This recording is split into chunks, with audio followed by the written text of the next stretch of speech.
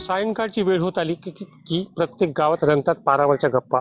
आणि हा पार म्हणजे विटामातीचं बांधकाम केलेला पार नसतो, तर गावातल्या सुखदुःखाचा आणि राजकारणाचा जिवंत साक्षीदार असतो. या पारावर रंगतात गल्लीपासून तर दिल्लीपर्यंतच्या सगळ्या गोष्टी. पारावर अनेक गोष्टी ज्या रंगतात.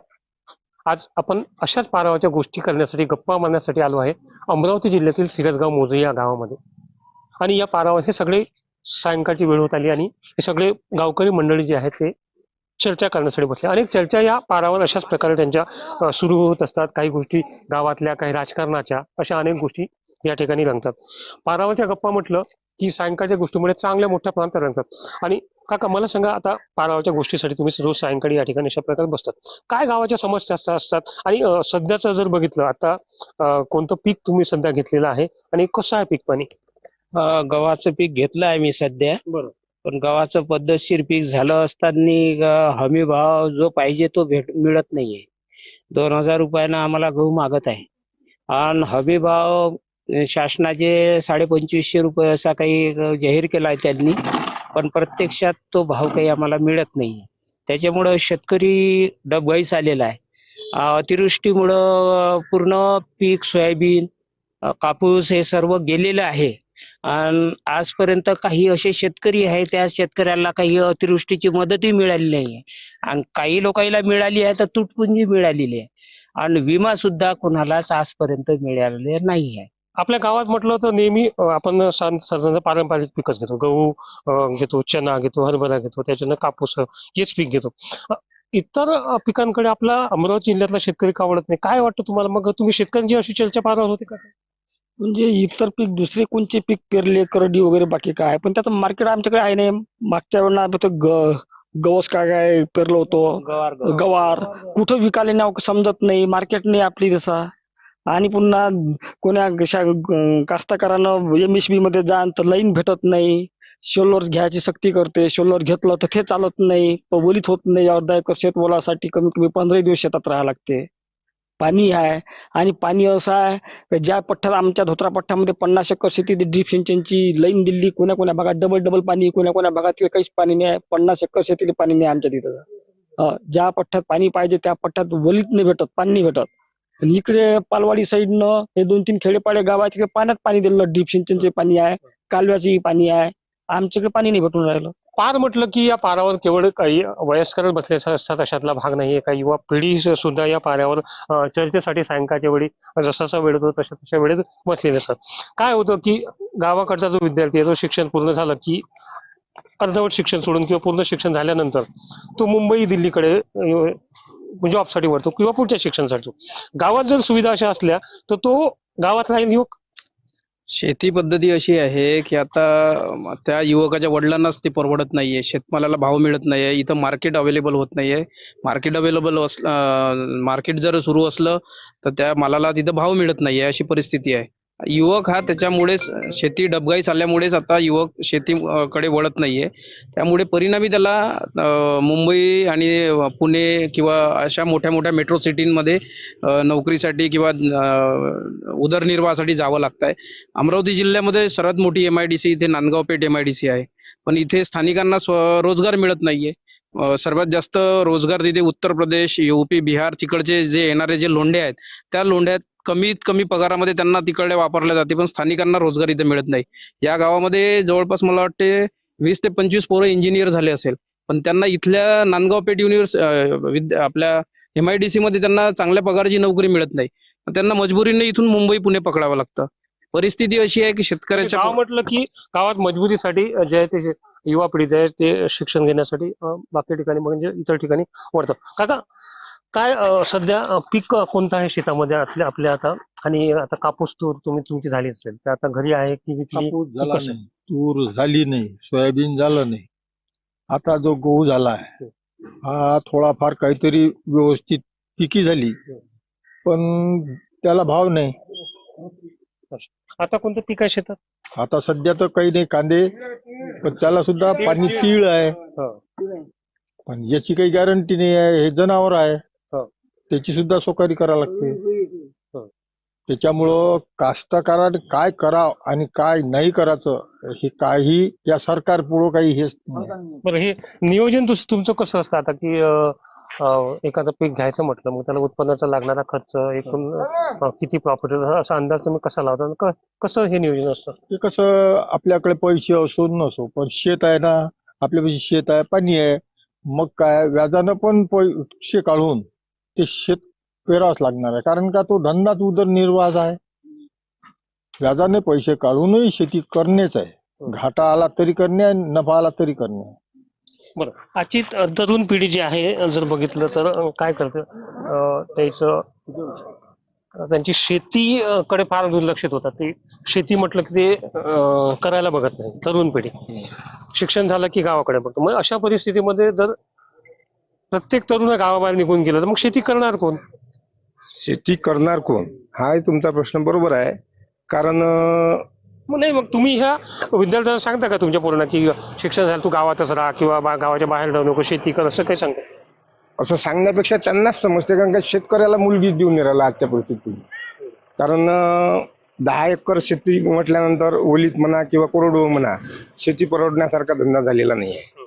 कारण सरकार त्याला पूर्ण नियोजन म्हणजे कसं शेतकऱ्याकडे सरकारचं लक्ष नाही आहे.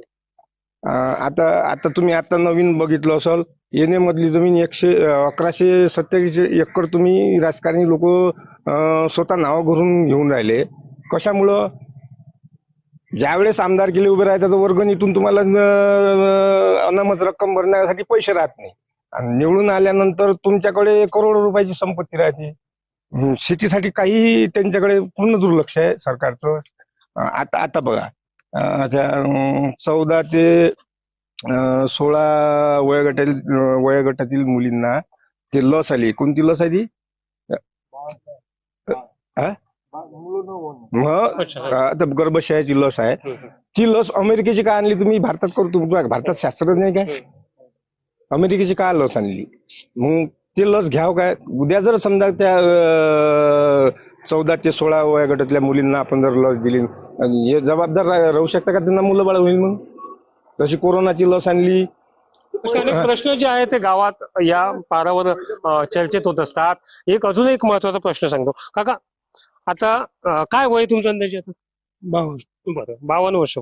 आता जेव्हा तरुण पिढीमध्ये तेव्हा होते तेव्हाचे राजकारणी आणि आताचे राजकारणी, तेव्हाचा पाऊस आणि आताचा पाऊस, काय नेमकं फरक आहे? काय सांगता? याच्यात असा जमीन असण्याचा फरक आहे. त्यावेळीच्या राजकारणी माणुसकीनं आणि प्रत्येकाच्या प्रेमानं वागत होते. आताचे राजकारणी असं आहे का प्रत्येकाने उद्धटपणे वागते. पावसाचं असं आहे, आता पाऊस तसा आहे, ते राजकारणी लोक तसेच झाले, असं मला म्हणायचं आहे. शेतकरी म्हटलं की तो कर्जबाजारी होतो. त्याच्यावर एकतर कर्ज राहते, शेतीसाठी घेतलेलं कर्ज, मुलीच्या लग्नाचं कर्ज, हे सगळं नियोजन त्याचं कसं असतं, यामुळे तो मुख्यतः कर्जबाजारी होतो. तुमची काय नेमकी प्रतिक्रिया युवक म्हणून? शेतकरी कर्जबाजारी होण्याचे कारण म्हणजे एक महत्वाचं कारण त्यातलं असं आहे की शेतमालाचा जो भाव आहे त्याची जी अनियमितता आहे, हा सगळ्यात मोठा एक त्याचा मुद्दा आहे. अच्छा, पीक झालं नाही झालं हे निसर्गाच्या हाती आहे, बरोबर. पण शेतीमालाचा एक ठराविक जो भाव आहे हे सरकारच्या हाती आहे. आणि शेतीविषयक सरकारची धोरणे आहे जे राबवली जातात ते सगळी शेतकऱ्याच्या विरोधात असतात. अच्छा. आता या वर्षी कापसाला बरं, हे तर ठीक झालं, पण आपल्या इकडचा विदर्भातला प्रामुख्याने शेतकरी म्हणा, अमरावतीचा शेतकरी म्हणा, आता हे शेतीचं उत्पन्न वाढण्यासाठी तो पारंपरिक पिकाकडेच का आवडतो? त्याला असं वाटत नाही की काहीतरी वेगळं पीक घ्यायला पाहिजे, जसं की कापूस, सोयाबीन, याच गोष्टी आपण घेतो आपल्या शेतात आपले शेतकरी लोक घेतात. मग तुम्ही युवक म्हणताना असं काही सांगता का? नाही, पारंपरिक पिकांच्या बाबतीत जर आपण विचार करतो म्हटलं तर आज इतर देशांचा जर विचार केला तर त्या ठिकाणी आपण शेतीच्या कपाशीच्या संदर्भात जर बोलतो म्हटलं तर BJ6 वर ते लोक आहे, आपण अजूनही BJ2 वरच आहे. मग ही जी जनरेशनची गॅप आहे, त्यांच्या बियाण्यावर कोणतीही रोगराई येत नाही, आपल्या बियाण्यावर रोगराईचा मारा भरपूर वेळ होतो.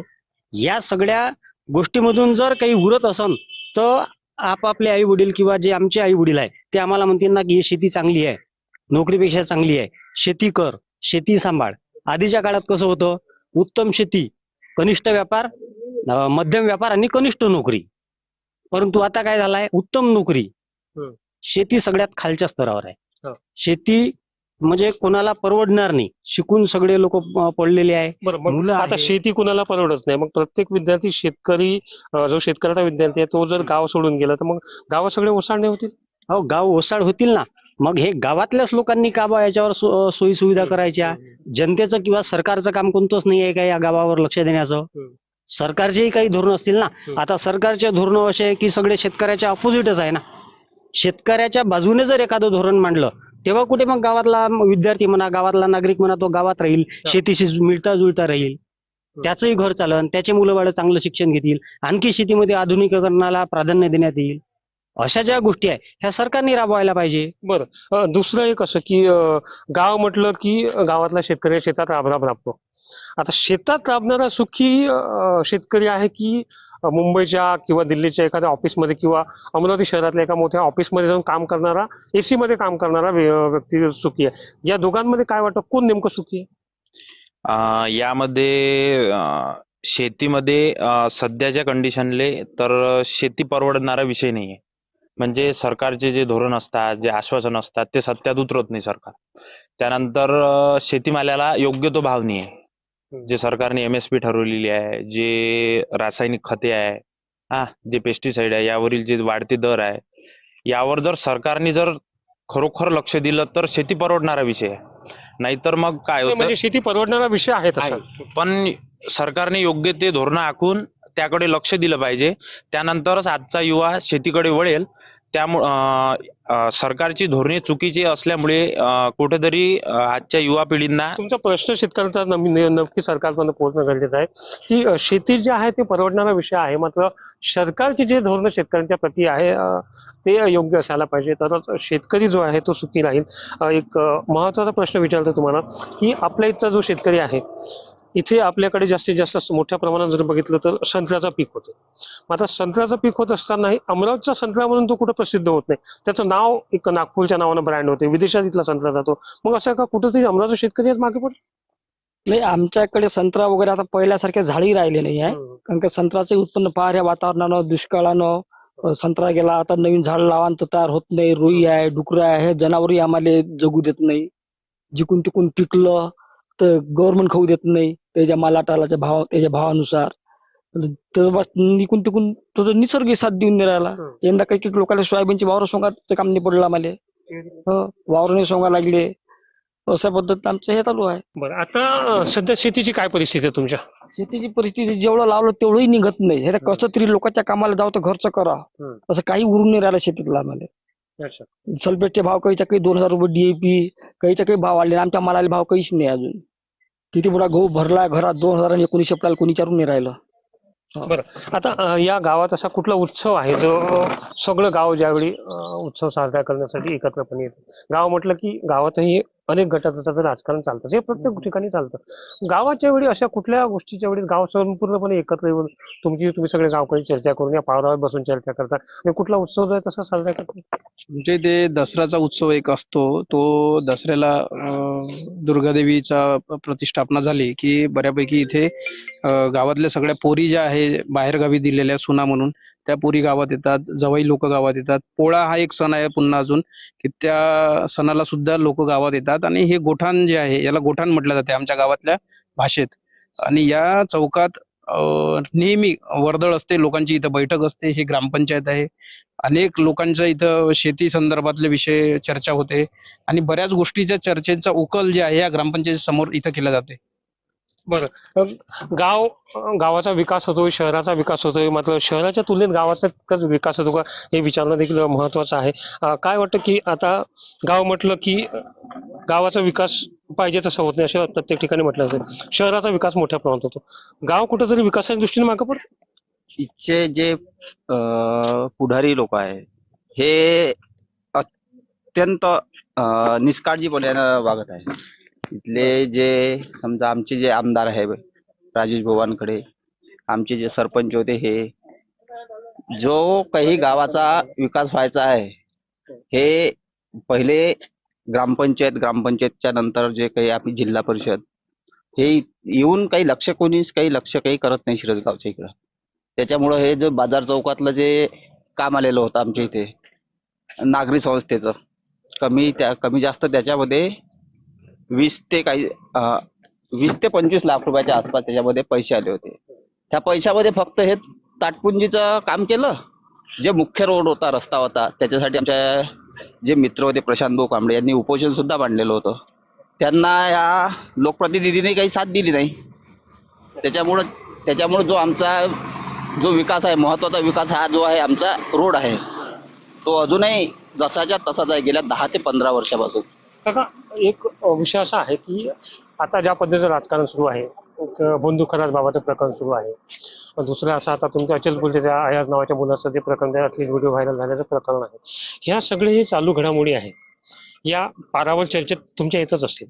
याचा गावावर नेमकं किंवा विकास तुमच्या सगळ्या युवा पिढीवर नेमका काय परिणाम होतो? आता आपलं सरकारच ते इले बायका पाहिजे. आता यायच्या बायकाकडे पाहणार कोण आहे? आमदाराच्या, मंत्र्याच्या, कलेक्टरच्या. हे लोकांच्या होऊ शकते, यायच्या होऊ शकणारच. तर हे असं व्हायलाच पाहिजे, या मंत्र्याच्यासाठी व्हायला पण पाहिजे. आता याचा परिणाम नेमका तुमच्या गावावर काय होतो? आमच्या गावावर काही याचा परिणाम होणार नाही. राजा तसा प्रजा. मला ते चालू राजकारण आहे, याबद्दल मग काय सांगाल? राजकारण म्हटलं तर हे राजकारण काही आता राजकारणी राहिलेलं नाही आहे. हे झाले फक्त पैसे कमावणारे लोक. यांना काही देशाचं घेणं देणं राहिलेलं नाही, कास्तकाराचं घेणं देणं राहिलेलं नाही आहे. यांचं फक्त स्वतःची खळगी कशी भरता येईल याच्याकडे सर्व लक्ष आहे. आजचा आमदार नाही कामाचा, ना कुणी कामाचा नाही आहे. अरे तुमच्यापाशी आज पैसे नाही आहे निवडणूक लढासाठी. पूर्वीचे तुमच्या काळातले तेव्हाचे राजकारणी, आताचे राजकारणी, काय नेमका फरक आहे? पूर्वीचे राजकारणी असे नव्हते. काहीतरी आपल्या महाराष्ट्रात एवढा व्यवस्थितपणा होता, काहीतरी व्यवस्थितपणा होता. आता तर असा झाला त्याचा खेळ खंडोबा सुरू केला त्याने. हे पार्टी फोड, त्या पार्टीत तोड, हे पार्टी तोड. फक्त इथं एकच माणसाची सत्ता राहिली पाहिजे, हेच अपेक्षा आहे. बाकी दुसरी कोणची अपेक्षा नाही आहे. त्या आता घोडतोंड्या मंत्री कोणता काय, आता तो म्हणते ज्याच्यापाशी गाडी असन, घोडं असन, त्याला कर्जमाफी नाही. याच्यापाशी 400 एकर जमीन आहे, त्याला कुठून आली? गावात अशा चर्चा ज्या सायंकाळ वेळी पारावर या नेहमीच रंगत असतात आणि अशा चर्चातूनच यांचा न्यायनिवाडा होत असतो. गावावरचा बसणारा हा पारा म्हणजे केवळ त्यांच्या सुखदुःखासाठीच नाही, तर प्रत्येक वेळी धावून सुद्धा येणारा असतो. एक दुसरं असं तुम्हाला विचारायचं आहे, आताचं राजकारण नेमकं जे सुरू आहे त्यावर, समजा तुम्हाला पहिल्यांदा एक दिवसाचा मुख्यमंत्री बनवलं, तर कुठला विकास आहे जो तुम्ही तुमच्या गावासाठी कराल? बालेंसारखा. जोपर्यंत महाराष्ट्राचं नेपाळ होत नाही तोपर्यंत महाराष्ट्र सुधरत नाही.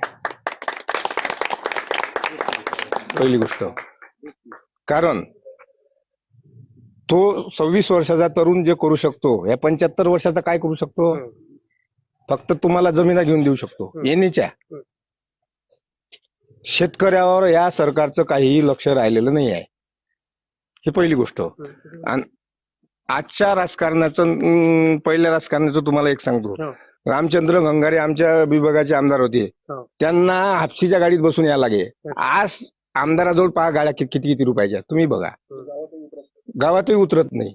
आमच्या गावाकडे तर आजपर्यंत लक्षच नव्हतं. आज तिवशापर्यंत, अमरावतीपर्यंत, मुंबईला या गावाचं नाव प्रशांत कांबळे. आमच्या गावाला ओळखीच नाही, पहिली गोष्ट. आणि राजकारणी कोणता जरी आला तर उतरे नाही. या रस्त्यासाठी 4 दिवस माणूस उपोषणाला बसला. स्थानिक आमदार सुद्धा येऊन पाहिलं नाही, म्हणजे त्याला मारत होता काय? गावातही समस्या ज्या त्या चालूच राहतात आणि त्या समस्याचं निराकरण करण्यासाठी गावातले पारावरचे लोक अशा प्रकारे बसले असतात. आणि आता एखादी समस्या जर तुमच्या गावात आहे, ते तुम्हाला निराकरण करायची आहे, तर गावात पारावर तुम्ही चर्चा करता का आणि कशी त्याचं निराकरण करता? चर्चा करून आम्ही त्याच्यावर सोल्युशन काढत असतो. समजा आरोग्य समस्या आहे, इथं PHC सेंटर आहे, डॉक्टर नाही आहे. डॉक्टर आहे तर औषध नाही आहे, औषध आहे तर खाटा नाही आहे. त्याच्यामुळे इथून अमरावतीला पेशंट हलवत असताना लय मोठ्या समस्या जवळ येतात. मग आम्ही लोकवर्गणी करतो त्या पेशंटसाठी आणि त्याला लोकवर्गणी करून आम्ही अमरावती ठिकाणी किंवा नागपूरच्या ठिकाणी त्याला भरती करतो. अशी आमच्या ग्रामीण क्षेत्रातली दैनिक. म्हणजे गावात राजकारण जरी गटातटाचं असलं तरी सुखादुःखाच्या वेळी तुम्ही सोबत? हो, सोबत आहे. आम्ही एकत्र आहे सर्व लोक. चांगल्या सुखा नांदत आहे. आम्ही सर्व उत्सव एकत्र करत आहोत. आम्ही असा कुठलाही भेद पाडत नाही. गटाटचाचं राजकारण गावात जरी असलं तर सुखदुःखाच्या वेळी हे गावकरी जे आहे ते एकत्र येतात आणि त्यांच्या समस्या जे आहे ते निराकरण करण्याचं काम या ठिकाणी पूर्ण करत असतात. काका, आता पुढचं जे पीक आहे तुमचं, आता तुम्ही सध्या तीळ वगैरे सध्या सुरू आहे म्हणता, आता पुढचं हंगामी पीक तुम्ही सोयाबीन कापूस वगैरे घेणार आहे, त्याचं नियोजन कसं आहे, बियाणं वगैरे कसं असतं तुमचं आयोजन? हे त्याची सोयच नाही. आता तर व्याजानं पैसे काढून समजा काही कास्तकरीला लावा लागल. अच्छा, कसं आयोजन कसं करतात त्याचं? आता लोकांचे काढणे हं. शेतीला लावणे, हं. उत्पन्न झाल्यावर मग त्याचं पाहायचं, जे उरलं ते आपण खायचं, बोला ना. बस तेवढंच नाही. बरं, आता शेतकरी हा कर्जबाजारी नेहमीच होतो इथचा. मग त्याच्या मागे दोन कारण असतात बहुतांश. एक तर तो नापिकीमुळं आणि दुसरं मुलीच्या लग्नामुळं. मग अशा वेळी ही परिस्थिती कशी सावरतात? अशा वेळी म्हणजे काय उपायच नाही सर त्याला. हा, 1 एकर 2 एकर विकणे आपली आहे ते वडिलांनी ठेवलेली, बस भूमी होऊन जाणे, बाकी काही पर्याय नाही. सध्याचं जे वरिष्ठ स्तरावर जे काही घडामोडी सुरू आहे, बंधुभावाचं प्रकरण म्हणा की अमरावतीचं हे प्रकरण म्हणा, या प्रकरणाबद्दल कसं वाटतं, कसं बघता याच्याकडे एक युवक म्हणून? युवक म्हणून याच्यात तर एक मनात खंत आहेच की असं त्या जो अचलपूरचा जो आहे त्यांनी असं करायला नव्हतं पाहिजे. आणि याचा परिणाम गावातील मुलीवर सुद्धा आणि मुलावर सुद्धा पडू शकते भविष्यात. हे सोशल मीडिया, त्याचे ते व्हिडिओ व्हायरल, त्यामुळे ज्या इथून जाणाऱ्या, ज्या रात्री अपरात्री क्लासेसला जाणाऱ्या मुली आहे, त्यांच्या मनात सुद्धा भीतीचं वातावरण निर्माण झालं की उद्या चालून आपल्याला पण असं होऊ नये, याच्यासाठी घरच्या आई वडिलांनी सुद्धा त्या मुलीकडे थोडंफार लक्ष द्यावं. आणि जे गावातील प्रतिष्ठित नागरिक आहे आणि यांनी पण त्या गावातील जे व्यक्ती आहे, मुली आहे असो, मुलगा असो, यांच्याकडे थोडंसं चांगल्या नजरेनं पाहणे, गावात काय घडत आहे काय नाही याच्याकडे थोडंसं चांगल्या नजर ठेवणे. आता एक तरुण म्हणून तुम्हाला काय वाटतं की आजचा जो तरुण आहे हा निवड मोबाईलमध्ये, तशीच परिस्थिती जसं शहरातला राहतो तशीच परिस्थिती गावामध्ये असते? नाही, गावात वेळ भेटला तेव्हाच मोबाईल. पहिले गावातील युवक हे पोटाचं पाहते, कारण की ते मजुरी फार कमी आहे आणि शिक्षण, आणि जो खाली वेळ भेटते 1-2 तास, जे काही चव्हाट्यावर येऊन थोडा वेळ गप्पा मारते, कोणी मोबाईल पाहते. असं त्या मोबाईलचं शिरसगाव वासियांवर तर काही फारसं असं दुष्परिणाम होणार नाही आणि झाले पण नाही आहे. पहिले अभ्यास, वेळ भेटला तर मोबाईल. आणि आमच्या शिरसगावातले कमीत कमी 70 ते 80 विद्यार्थी आज चांगल्या जॉबवर आहे. निश्चितच गाव म्हटलं तर गावातले विद्यार्थी सुद्धा शहरात जाऊन मोठ्या पदावर जातात हे निश्चित आहे. पण गावातला प्रत्येक विद्यार्थी, प्रत्येक पोरगा, तुमचा असो की इतरांचा असो, तो जर गाव सोडून गेला मग शेतकऱ्यांची संख्या कमी होईल. शेतकऱ्याची संख्या तशीच कमी व्हायला ही लागली. चर्चा तुम्ही करताना तुम्हाला वाटत नाही कसं की गाव अशा पैसे ओसाड होईल म्हणून? नाही, गाव काय ओसाळ होते, एका घरी 2-2, 3-3 ठावा होऊन राहिले. काय तर ओसाळ होते का? ज्याच्यापाशी पैसे नाही आहे त्याला पैसे कमावायला जाच लागणार आहे. उपाशी मारणार आहे का तो घरी? त्याला कुठं ना कुठं 2 पैसे कमावून आणल्याशिवाय त्याची खळगी भरत नाही ना. त्याला गाव सोडाच लागणार आहे. शेती पुरी नाही, शेती आहे तर तिला उत्पन्नाला भाव नाही. तर या सरकारनं जर मालाला भाव दिला तर कर्ज काढायचं कास्तकाराला कामही पडत नाही, कर्ज मागणारही नाही कास्तकार. निश्चितच सरकारने जर या शेतकऱ्यांच्या मालाला भाव दिला तर खरंच, जर खऱ्या अर्थानं जर बघितलं तर शेतकऱ्यावर सुद्धा अशी परिस्थिती येणार नाही. अशा अनेक चर्चा ज्या आहेत या पारावर रंगत असतात. गावात गटातटाचं राजकारण जरी असलं तर मात्र पारावरच्या बसलेले जे लोक आहेत ते सुखदुःखाच्या वेळी आणि आनंदाच्या उत्साहाच्या वेळी अशा प्रकारे एकत्र येऊन हा उत्सव डोळ्याचा साजरा करतात. अशीच परिस्थिती या शिरसगाव मोजरी गावामध्ये सुद्धा आहे. सुरेंद्र कुमार आकोडे, जय महाराष्ट्र न्यूज, अमरावती.